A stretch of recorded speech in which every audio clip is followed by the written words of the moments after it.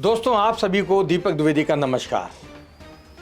Glitz India की आज के इस खास एपिसोड में हम बात करेंगे भारतीय मूल की प्रसिद्ध अमेरिकी अंतरिक्ष यात्री सुनीता विलियम्स के बारे में और साथ ही इसरो प्रमुख एस सोमनाथ द्वारा हाल ही में दिए गए उनके महत्वपूर्ण बयान पर चर्चा करेंगे। इसरो प्रमुख एस सोमनाथ ने हाल ही में सुनीता विलियम्स और उनके साथी बैरी विल्मोर के सामने आ रही चुनौतियों पर चिंता जताई है। वे इस समय बोइंग द्वारा विकसित एक अंतरिक्ष यान का उपयोग कर अंतर्राष्ट्रीय अंतरिक्ष स्टेशन यानी इंटरनेशनल स्पेस स्टेशन की ओर में यात्रा कर रहे हैं। यह बोइंग के लिए एक बड़ी बात है क्योंकि ये उनकी पहली मानवयुक्त एक उड़ान है। सबसे पहले बात करते हैं सुनीता विलियम्स की, जो अंतरिक्ष अन्वेषण के क्षेत्र में एक जाना माना नाम है। सुनीता का जन्म 19 सितंबर 1965 को यूक्लिड के ओहायो, अमेरिका में हुआ था। उन्होंने अपनी प्रारंभिक शिक्षा मैसाचुसेट्स के नीडहैम हाई स्कूल से की। फिर उसके बाद संयुक्त राज्य अमेरिका की नेवल एकेडमी से भौतिक विज्ञान में स्नातक की डिग्री ली। इसके बाद उन्होंने इंजीनियरिंग और मैनेजमेंट में master degree Florida institute of technology से प्राप्त की। सुनीता ने अपनी सैन्य सेवा के दौरान एक नेवल एविएटर और बाद में एक टेस्ट पायलट के रूप में कार्य किया। 1998 में उन्हें नासा के अंतरिक्ष यात्री के रूप में चुना गया। उनके पहले अंतरिक्ष मिशन में, जिसे एक्सपेडिशन 14/15 14/15 के नाम से जाना जाता है, उन्होंने 2006 और 2007 में स्पेस शटल डिस्कवरी के माध्यम से अंतर्राष्ट्रीय अंतरिक्ष स्टेशन ISS की यात्रा की। इस मिशन में उन्होंने 4 स्पेस वॉक पूरे किए और कुल 195 दिनों तक अंतरिक्ष में रहने का रिकॉर्ड बनाया। उनका दूसरा मिशन एक्सपेडिशन 32/33 2012 में हुआ, जहां उन्होंने 3 और स्पेस वॉक किए और अपने स्पेस वॉक समय को 50 घंटे और 40 मिनट तक बढ़ाया, जो उस समय एक महिला द्वारा सबसे अधिक स्पेस वॉक समय का रिकॉर्ड था। अब हम आपको बताते हैं कि सुनीता विलियम्स से जुड़े ताज़ा गंभीर घटनाक्रम के बारे में। इसरो प्रमुख एस सोमनाथ ने हाल ही में सुनीता विलियम्स और उनके साथी बैरी विल्मोर के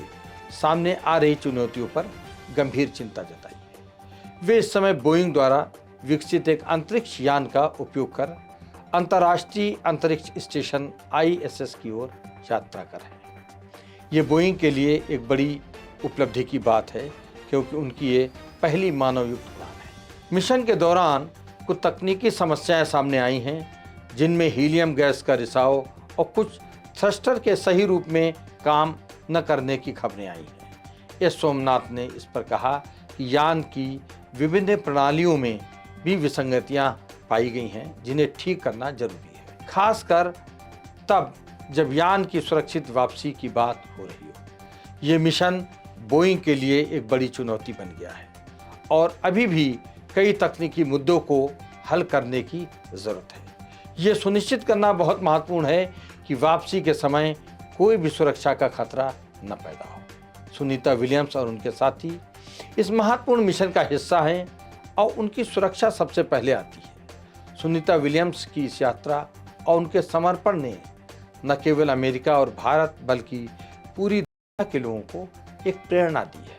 उनके एरोस्पेस पहलों और नेतृत्व ने अंतरिक्ष अन्वेषण के क्षेत्र में महत्वपूर्ण योगदान दिया है और उनके कार्यों ने भविष्य के अंतरिक्ष यात्रियों के लिए एक मजबूत मार्ग बनाया है। दोस्तों, अंतर्राष्ट्रीय अंतरिक्ष स्टेशन ISS पर फंसे अंतरिक्ष यात्रियों सुनीता विलियम्स और बुच विल्मोर की वापसी में किस तरह की अड़चनें आ रही हैं और अंतरिक्ष में ये लोग क्या कर रहे हैं, इसके बारे में भी हम आपको कुछ बताना चाहेंगे। इनका मिशन सिर्फ 8 दिनों का था, लेकिन अब वे फरवरी 2025 तक वापस नहीं आ पाएंगे। आखिर ऐसा क्या हुआ कि उनकी वापसी की तारीख बढ़ती जा रही है और इसका उनके जीवन और काम पर क्या असर पड़ रहा है। आइए जानते हैं कि ऐसा क्यों हुआ। स्टारलाइनर स्पेसक्राफ्ट में तकनीकी खराबी आ जाने के कारण इस तरीके की समस्या सामने आई है। स्टारलाइनर में थ्रस्टर की खराबी और हीलियम लीक की समस्याएं सामने आई हैं। इससे उनकी सुरक्षा पर भी सवाल उठने लगे हैं। नासा के सामने नई चुनौतियां पैदा हुई हैं। नासा अब स्पेसएक्स के क्रू ड्रैगन जैसे वैकल्पिक उपायों पर विचार कर रहा है। इस बीच सुरक्षित वापसी के लिए और अधिक टेस्ट किए जा रहे हैं, जिसमें समय सीमा बढ़ रही है और समय लग रहा है। आईएसएस पर डॉकिंग और लॉजिस्टिक की चुनौतियां भी बढ़ती जा रही हैं। अंतरिक्ष स्टेशन पर सीमित डॉकिंग स्थान और लॉजिस्टिक के सीमित उपाय हैं। आईएसएस पर सुनीता विलियम्स अनेक तरह की रिसर्च और प्रयोग भी कर रही हैं। पौधों पर शोध भी किए जा रहे हैं।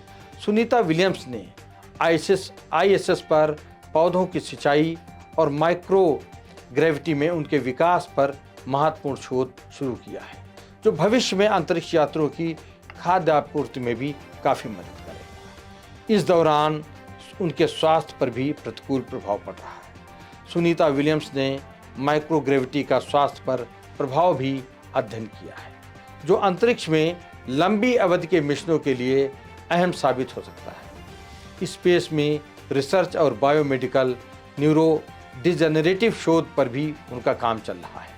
अंतरिक्ष में माइक्रोग्रेविटी के दौरान बायोमेडिकल शोध और न्यूरो डिजेनरेटिव बीमारियों के इलाज पर भी उनकी रिसर्च चल रही है। एक्सरे और पल्सर की स्टडी भी वो लोग कर रहे हैं। अंतरिक्ष स्टेशन पर पल्सर और न्यूट्रॉन स्टार की स्टडी के लिए एक्सरे का भी उपयोग किया जा रहा है। अंतरिक्ष में रहने के प्रभाव भी उनके ऊपर पड़ रहे हैं। माइक्रोग्रेविटी के प्रभाव में रहने से हड्डियों पर काफ़ी नुकसान होता है, मांसपेशियां कमज़ोर हो जाती हैं और आँखों की समस्याएं पैदा हो सकती हैं। सुनीता विलियम्स को भी इनमें कुछ दिक्कतें हुई हैं। मानसिक स्थिति भी अंतरिक्ष में एक दूसरे प्रकार का रूप लेती है। अकेलापन, चिंता, मानसिक थकान एक बहुत बड़ी चुनौतियां उनके सामने हैं। लेकिन अंतरिक्ष स्टेशन पर रहना, खाना पीना, ये भी एक अलग तरीके का उसका एक पूरा स्ट्रक्चर बना हुआ है। अंतरिक्ष स्टेशन पर खाद्य और पानी की नियमित आपूर्ति की जा रही है, जिसमें स्पेसएक्स का ड्रैगन और नॉर्थरोप ग्रुमन के सिग्नस यान मदद करते हैं। ये यान वहाँ से खसरा वापस पृथ्वी पर ला रहे हैं। खाद्य प्रबंधन के लिए भी अंतरिक्ष स्टेशन में पानी की आपूर्ति के लिए पुनर्चक्रण प्रणाली का उपयोग किया गया है। नासा के स्पेस फूड सिस्टम लैब में तैयार किए गए हैं। इन्हीं भोजन को डिहाइड्रेट करके भेजा जाता है, जिसमें मांस, सब्जियां, अंडे, स्नैक्स और मिठाई शामिल होते हैं। गगनयान मिशन में भारत की भूमिका अब और भी आगे बढ़ रही है। गगनयान के अंतरिक्ष यात्री गगनयान मिशन के तहत 2 भारतीय अंतरिक्ष यात्री भी अब अंतरिक्ष पर जाने के लिए चुने गए हैं। शुभांशु शुक्ला अक्टूबर 2024 में होने वाले एक्जिकॉम 4 मिशन के लिए मुख्य अंतरिक्ष यात्री होंगे, जबकि प्रशांत नायर बैकअप अंतरिक्ष यात्री के रूप में तैयार रहेंगे। सुनीता विलियम्स ने अंतरिक्ष में जाने को लेकर सारी दुनिया का हौसला बढ़ाया है। दोस्तों, सुनीता विलियम्स के लिए आप लोग दुआ कीजिए कि वो अपनी टीम के साथ सकुशल धरती पर वापस आएं और हम लोग फिर उनसे एक नए साक्षात्कार के रूप में फिर मिलेंगे। धन्यवाद। जय हिंद।